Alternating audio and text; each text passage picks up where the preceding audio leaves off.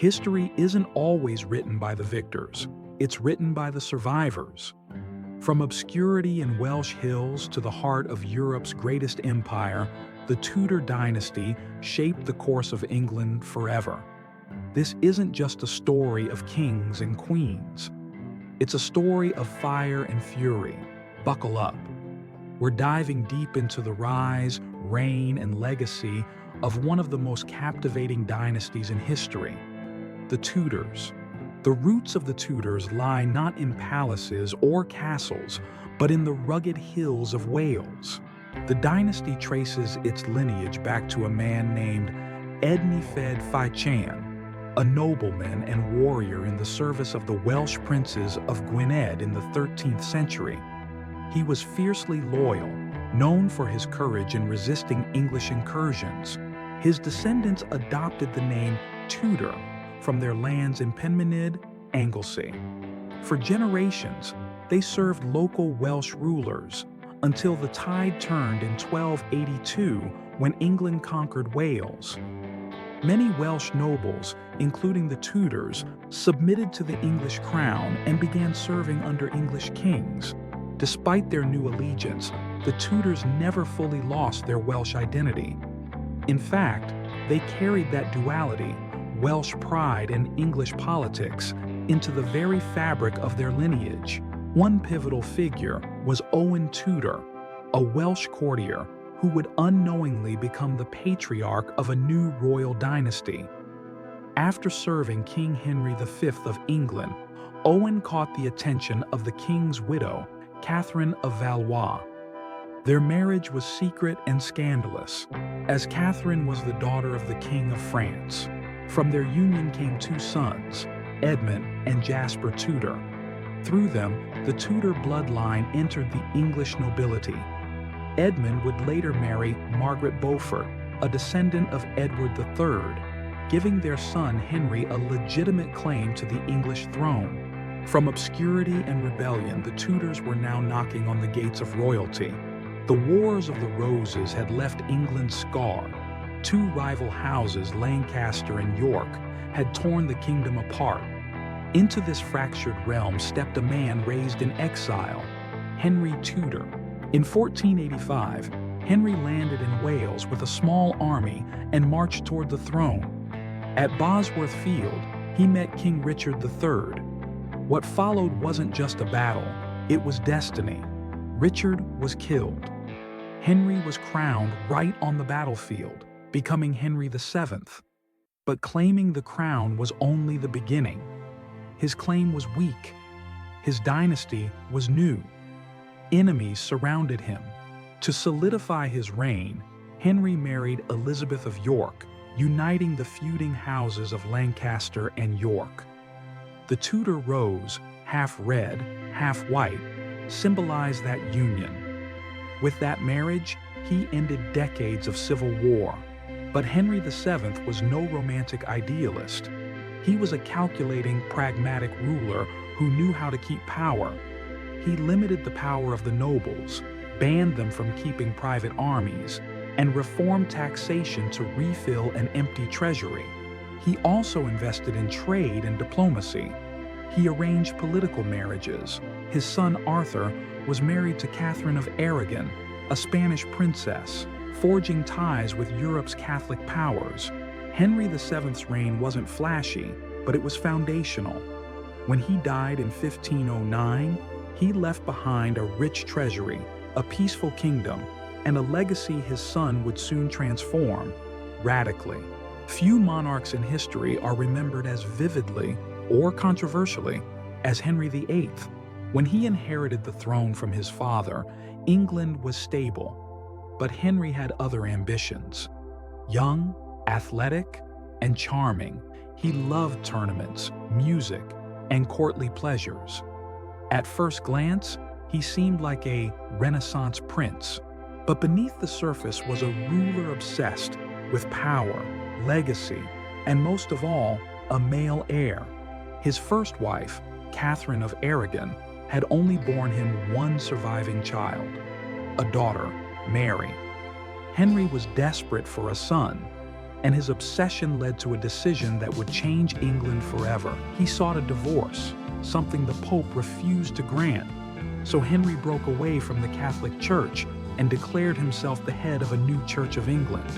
It was a seismic move. The monasteries were dissolved, their lands and riches seized. England became Protestant, at least in name, and Henry was now free to marry his mistress, Anne Boleyn. Anne gave birth to Elizabeth, but no son. Eventually, she fell from favor, accused of adultery and witchcraft, and was executed. Henry would marry 6 times in total, with the fates of his wives remembered in a dark rhyme. Divorced, beheaded, died. Divorced, beheaded, survived. But Henry was more than a womanizer. He centralized royal power, modernized governance, and built a formidable navy. He crushed rebellions in Ireland, waged wars in France, and annexed Wales legally into England. By the time he died in 1547, he had forever changed the spiritual and political identity of England. When Henry VIII died in 1547, the throne passed to his only male heir, Edward VI, just 9 years old. Too young to rule alone, England was governed by a regency council. At first, power was held by Edward Seymour, Edward's uncle and Duke of Somerset. Later, control passed to John Dudley, Duke of Northumberland. What defined Edward's reign was not warfare, but radical religious transformation. Under Edward, England shifted decisively toward Protestantism. The Book of Common Prayer replaced Catholic rituals. Latin was abandoned. Mass became a service in English. Priests could marry. Images of saints were destroyed. Church walls were stripped bare. To some, this was long overdue reform. To others, it was heresy. In 1549, rebellions erupted across the country. In the West, people protested the new English language prayers, preferring their traditional Latin rites. In the East, a land dispute turned into Kett's Rebellion, where peasants demanded justice against greedy landlords. Though both uprisings were crushed, they showed the fragility of the regime and the boldness of its reforms. Edward himself, though young, was highly educated. He wrote treatises on theology, studied foreign languages, and kept detailed journals. He was earnest, devout, and, most of all, a true Protestant. But he was also sickly. By 1553, Edward's health deteriorated rapidly. Knowing death was near, he attempted to block his Catholic half-sister, Mary Tudor, from taking the throne. Instead, he named his cousin, Lady Jane Grey, as heir, a teenage girl married to the son of John Dudley. But Jane's reign lasted just 9 days. Mary rallied popular support, entered London, and claimed her crown. Edward's reign was brief, but his reforms would shape England's religious identity for centuries. Mary Tudor had waited years for her moment, and when it came, she seized it with fire. As the daughter of Catherine of Aragon and the first child of Henry VIII, Mary believed she had the most legitimate claim to the throne, and the people, weary of chaos, backed her. But Mary was not here to compromise. She was a devout Catholic, shaped by years of humiliation after her father cast aside her mother. Her mission was clear: bring England back to Rome. At first, her actions were moderate. She repealed Edward's Protestant reforms. She restored the Old Mass. She re-established ties with the Vatican. But soon, moderation gave way to persecution. Over 280 Protestants were burned at the stake as heretics, including bishops, scholars, and even ordinary men and women. The fires of Smithfield became symbols of terror. England watched in horror as flames rose. This earned her the nickname that history never forgot, Bloody Mary. Her political marriage to Philip II of Spain, a powerful Catholic monarch, only fueled fear. The English people worried their country would become a puppet of the Spanish Empire. When England joined Spain's war with France, it suffered a humiliating loss: the fall of Calais, England's last foothold on the continent. Mary, devastated, is said to have whispered, "When I die, they will find Calais engraved on my heart." Her reign was tragic, her intentions sincere, but her methods brutal. And in 1558, childless and sick, she died. The crown passed to her half-sister, Elizabeth Tudor. And with that, England's story was about to take a brilliant turn. In 1558, following the death of her half-sister Mary I, Elizabeth Tudor became Queen of England. She was 25 years old. Few expected her to succeed. She was a Protestant in a deeply divided nation. She was unmarried in a world ruled by kings. She was the daughter of Anne Boleyn, a queen executed for adultery and witchcraft. And yet, she would reign for 45 years and redefine England. From her first days on the throne, Elizabeth showed wisdom far beyond her age. She declared that she would not make windows into men's souls, promising tolerance in a land torn by religious strife. She adopted a moderate Protestantism, not too Catholic for reformers, not too radical for conservatives.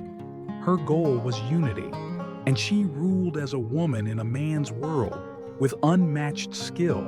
Foreign monarchs courted her hand: Philip II of Spain, Ivan the Terrible of Russia, and many others. She refused them all. She never married. "I am already married," she famously said, "to the Kingdom of England." Her refusal to wed became a symbol of independence. The people called her the Virgin Queen. But Elizabeth's reign wasn't just symbolic, it was strategic. She avoided wars when possible, using diplomacy to play European powers against each other. But when conflict came, like the threat of the Spanish Armada in 1588, she stood firm. The Spanish Armada, a fleet of over 130 ships, was sent by Philip II to invade England and restore Catholic rule. But Elizabeth rallied her people. She visited troops at Tilbury, dressed in armor, and declared, "I have the body of a weak and feeble woman, but I have the heart and stomach of a king, and of a king of England too." Her words inspired the nation. And the English Navy, with help from bad weather, defeated the Spanish Armada, marking a turning point in European power. Spain's dominance declined. England's rise had begun. Elizabeth also fostered an era of cultural brilliance. Theaters flourished, literature thrived. William Shakespeare, Christopher Marlowe, and others defined English drama. Trade expanded too. The East India Company was founded in 1600, laying the foundations for British global influence. Explorers like Francis Drake and Walter Raleigh sailed the world under her banner. At home, she carefully balanced Protestant and Catholic tensions, never fully pleasing either, but avoiding civil war. She ruled with charisma, intelligence, and decisiveness. Elizabeth died in 1603, childless. Her death marked the end of the Tudor dynasty. But her reign had created something far greater than a royal bloodline. It had given birth to modern England. When Elizabeth I died in 1603 without an heir, the Tudor dynasty came to an end. But their impact didn't die with them. Over just 5 monarchs, Henry VII, Henry VIII, Edward VI, Mary I, and Elizabeth I, the Tudors had transformed England. They began as a family of Welsh nobles with no royal claim. Within 3 generations, they created a centralized monarchy, a new national church, and the foundations of an empire. Their reign saw the end of feudalism and the rise of centralized government, the break with Rome, and the creation of the Church of England, the growth of English identity and pride, a cultural and artistic renaissance that birthed Shakespeare, the exploration of new worlds, opening trade routes and colonies, the rise of the English Navy, setting the stage for maritime dominance. But the Tudors also leave us with cautionary tales. We saw how personal obsession, like Henry VIII's quest for a son, can reshape an entire nation's religion. We saw how ideology, like Mary I's religious zeal, can lead to fear and fire. We saw how charisma and caution, like Elizabeth's rule, can guide a divided nation through crisis. The Tudors teach us that power is not just about bloodlines. It's about vision, control, timing, and sometimes luck. They remind us that every kingdom, no matter how mighty, is shaped by fragile human choices. And though the Tudor line ended, their legacy lives on, in churches, in laws, in literature, and in the very soul of England. The Tudors ruled for just over a century, but what they built lasted far longer. Their story is not just the story of monarchs, it's the story of how a nation is born. There are so many battles buried by time, stories you deserve to hear. If this one felt worth remembering, drop a comment and don't forget to subscribe. Thanks for watching.